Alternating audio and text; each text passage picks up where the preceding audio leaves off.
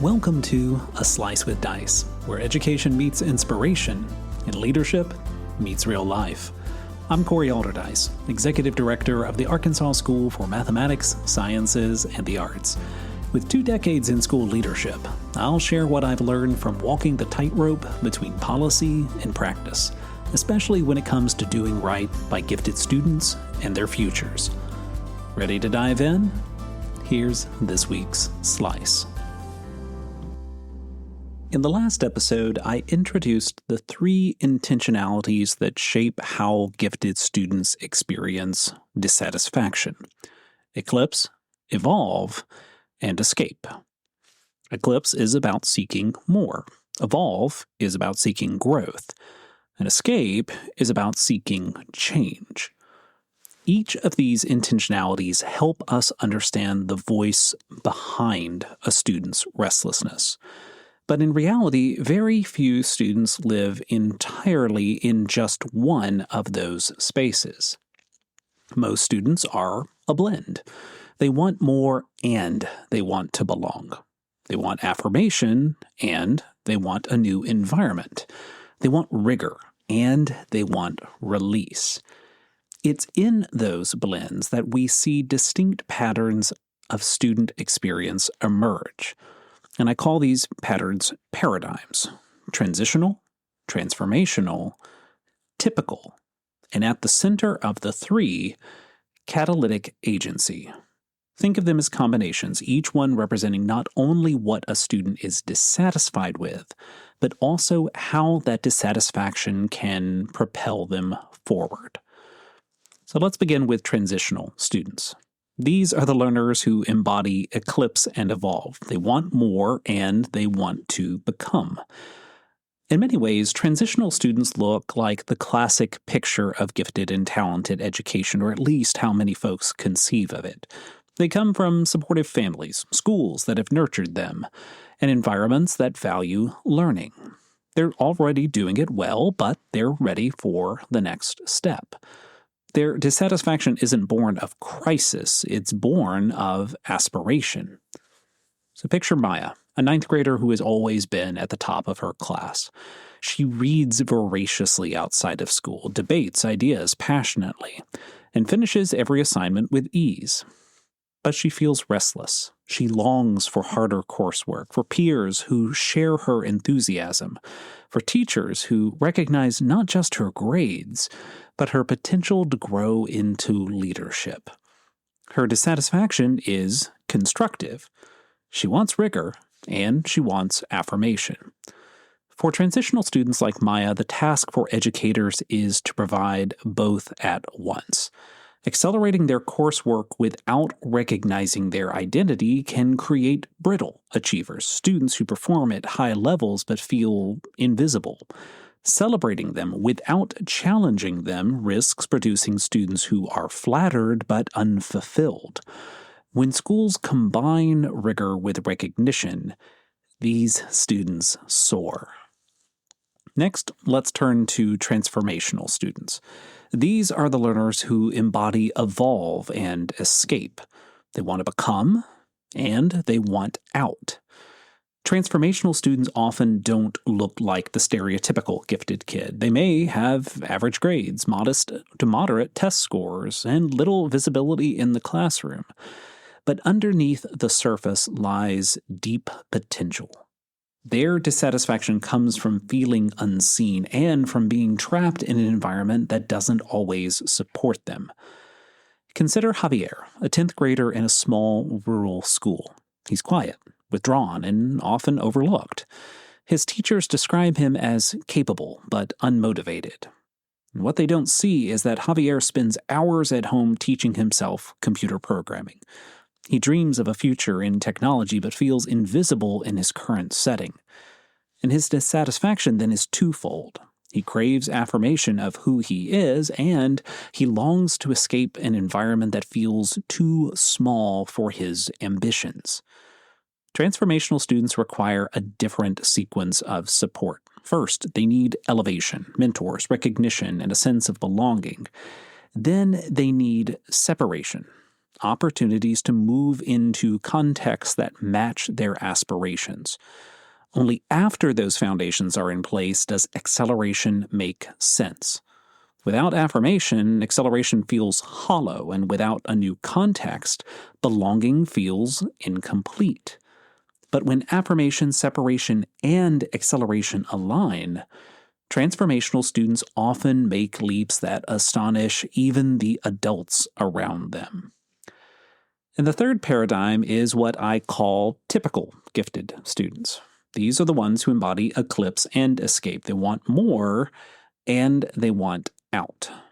Now, typical students are often high ability but restless. They may perform well enough to avoid concern, but their dissatisfaction simmers just beneath the surface. They're the students who ace standardized tests but fail to turn in homework. They shine in extracurriculars but roll their eyes in class. They're capable, but they're restless, and their dissatisfaction often shows up as cynicism or apathy. So take Aiden, an 11th grader who builds elaborate robotics projects in his garage, but yawns his way through math class. He knows he can do the work, but he feels trapped in repetitive assignments. He wants challenge, but he also wants freedom from an environment that feels irrelevant. His dissatisfaction blends eclipse and escape. For typical students like Aiden, acceleration alone won't suffice. Just giving them harder problems within the same stale context won't ignite them. Separation alone won't suffice either. Moving them to a new environment without raising the rigor will just leave them as restless. They need both at the same time: challenge and freedom, rigor and new context. And when students provide both, typical students re-engage, channeling their restlessness into meaningful achievement. And at the center of the model lies catalytic agency. This is where all three intentionalities converge: eclipse, evolve, and escape. Students here want more.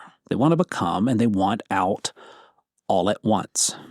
And catalytic students are rare, but they are immensely powerful. Their dissatisfaction is not limited to one domain, it's comprehensive. They are restless about rigor, about belonging, and about context. They are the students who seem to challenge every boundary at the same time. So think about Layla, a 12th grader who feels hemmed in by her school's limited course offerings, unseen as a woman of color, and eager to start fresh in college. She petitions for dual enrollment, organizes a mentoring group for younger students, and campaigns for a more inclusive curriculum. Her dissatisfaction is comprehensive, and rather than simply retreat, she channels it into catalytic action.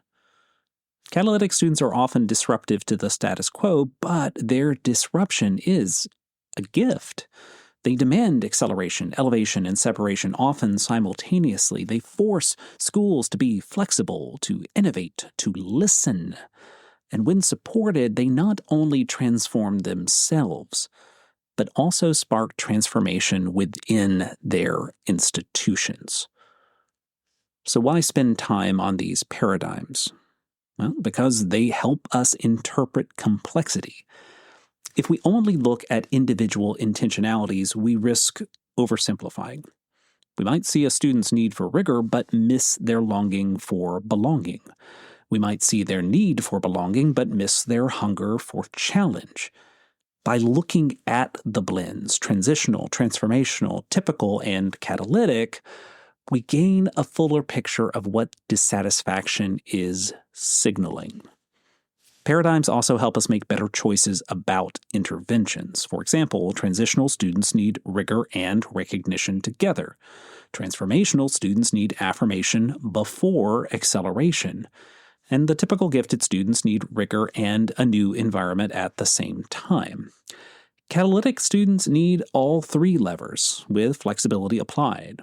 And without paradigms, we risk missequencing, accelerating too soon, affirming without substance, or separating without support. And finally, paradigms remind us that student experience is fluid.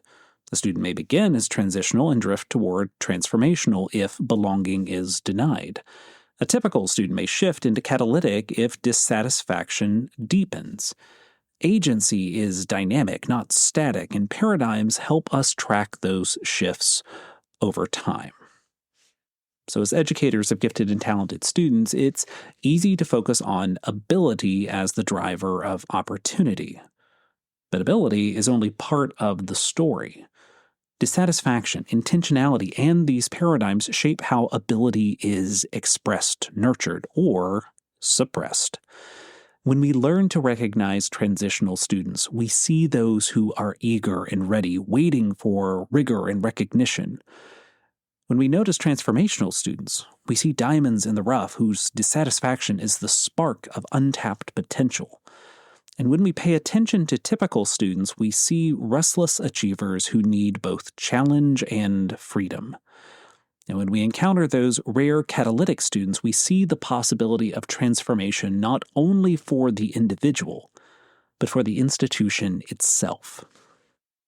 Now, to be clear, these paradigms are not labels to box students in. They are mirrors that help us see dissatisfaction more clearly, interpret it more wisely, and respond more precisely. They remind us that dissatisfaction is not failure. It is readiness. And when we are attentive to that readiness, we can help students turn dissatisfaction into agency and agency into growth. In our next episode, we'll explore the practical levers that educators can use to respond to these paradigms. Accelerate, elevate, and separate. We'll talk about how each lever connects to intentionalities, why sequencing matters, and what happens when we miss sequence. And most importantly, we'll explore how these levers can help us move from listening to dissatisfaction to acting on it. A Slice with Dice is a production of Aldercube. Thanks for making time to reflect with me. If you're finding value in these episodes, I hope you'll subscribe and help spread the word. Until next week, lead boldly, listen closely, and keep pushing forward. I'll see you then.